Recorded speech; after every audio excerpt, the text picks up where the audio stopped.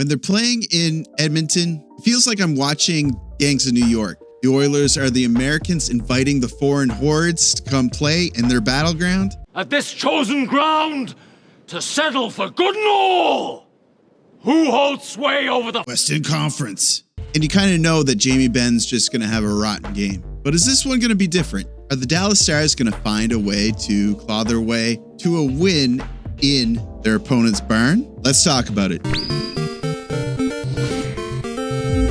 I only shoot and score. Then if you score, then we'll come. But will the Edmonton Oilers come tonight? Will they score and will they come? That's what everyone wants to know. Is it going to be 3-1 at the end of the night? Or is it going to be tied? Is the series going to be tied 2-2? Lots of implications here. If Dallas goes home tied at 2, they're going to have some momentum to make it 3-2. If the Oilers win tonight, go to Dallas. Hey, I think that this team could win the next game in Dallas, end the series, go to the Cup Final again, face off against Carolina? No, probably not Carolina, right? It's probably going to be a rematch against Florida. We got an image of you in the dressing room during the second intermission. No chance you were fueling with a blizzard here, were you?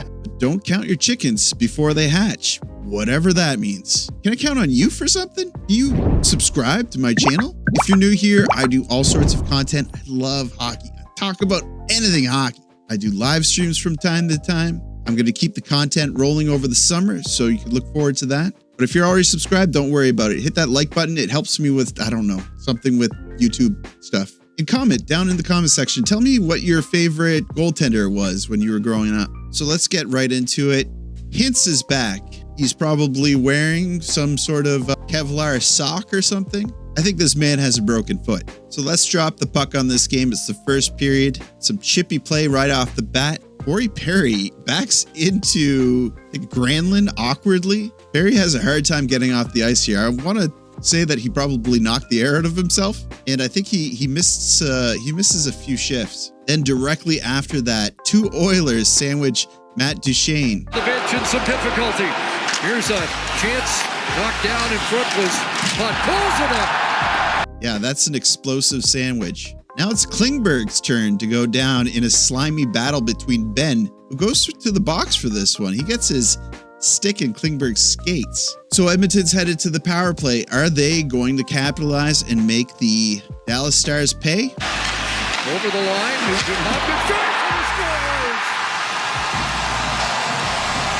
They are. Power play goal, Leon Draisaitl, 1-0. They make them pay. And this is a neat little rush play. Give and go, and Draisaitl puts it in. That's it. Evan Bouchard insulting the injury, giving Hintz a smack on the big toe. Like I said, I think he's got a broken foot here, so I bet he didn't appreciate that too much. But then we see Zach Hyman leave the game, and he does not return for the remainder of the game. I'm checking right now whether or not there's any updates on Hyman. Chris Knobloch says he will update Zach Hyman's injury tomorrow. Hyman was in the room to congratulate his teammates post-game, but there is obvious concerns about his status. Ooh, don't love that. We're now treated to a cosplay here of Chris Knobloch. We've got a Knobloch doppelganger. A Knobloch doppelganger.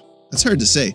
A Knobloch doppelganger. That's going to be the end of the first period. 1-0 for the Oilers. Both goalies are looking sharp. Lots of action in this game. Shots are literally 16-10 for Dallas. Already got close to 30 shots on goal in the first period. We start the second period. Dallas is on the power play, and it looks like for a second here, we might see a shorthanded goal by McDavid, but he's not greedy enough with the puck.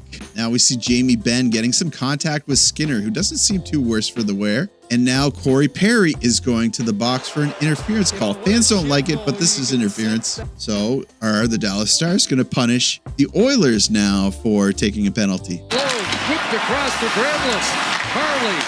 Robertson for the slot scores. Yeah, they are. That's Jason Robertson making it 1-1. Nice goal from Robertson here. He needed it, although I think he got a goal last game. The Dallas Stars, their stars need to be stars. They need to capitalize a little bit more. Where's Rantanen been anyway? Now Mason Marchment is headed to the box for interference. Basically the exact same thing as what Corey Perry did. He played a pick. It was not a good pick. It was interference. But they couldn't possibly capitalize again on a power play Could they? Down to Nugent-Hopkins. They could. Corey Perry, the man, or the worm, I guess. Yeah, a little backdoor pass. Perry taps it in. 2-1 Edmonton. Second period ends. It looks like Hint was about to go on a break here, but he doesn't have enough time. Shots were 9 and 10 in favor of the Oilers this time. So 35 shots this game already. So the third period starts. Corey Perry gets a nice dish from McDavid, but he can't close the opportunity. Now Evander Kane is getting a gift from McDavid, but he can't beat Otter. Having Connor McDavid on your team is like the gift that keeps on giving. Dallas pulls Oettinger with like 3 minutes left. They're trying to get something going. They're spending a little bit of time in Edmonton's end, but we cut to a commercial break. And when we come back, the play is already active. The puck's already been dropped. And just check it out. This is what happens. Off a face-off in the Oilers' own. Puck cleared, empty net. Perry,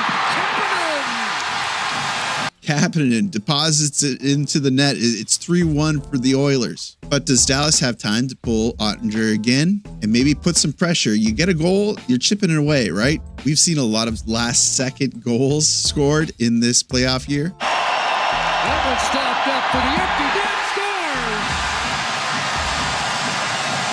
scores! But not this time. Henrique is going to add an empty net goal, and that's it. Play La Bamba, baby. 3-1 series lead in the Western Conference Final. Edmonton is now up 3-1 in the series. One more win and they are off to the finals again. This is incredible. Edmonton's, they're my Canadian insurance team. I love watching McDavid play. I also like seeing the Habs alumni on the team. How are you feeling, Oilers fans? Are you confident with this? Is it going to happen? Is Dallas going to come back? Win 3 games in a row? Do you think it's possible? After the trade deadline, after they acquired Rantanen, I had Dallas for the team to win it all. They looked really strong on paper. But when your top guys, Hintz, Rantanen, Marchment, Duchesne, Seguin, Johnston's really had a run of bad luck. Ben, they're not performing, right? It's kind of hard to win when those guys aren't performing. Has Heiskanen gotten anything? And it's kind of crazy how much Dallas has not performed up to their expectations. I'm knocking on wood right now. That's going to do it for me, guys. Hope you had a great night. Thank you so much for watching. Thank you so much for supporting me. I really appreciate it. Still just blown away so much by the constant support that I'm receiving from you all. So you guys know what to do. Like the video. It helps me out with something or other. Subscribe if you're not already subscribed. I'd love to have you. And as always, I will see you down in the comments.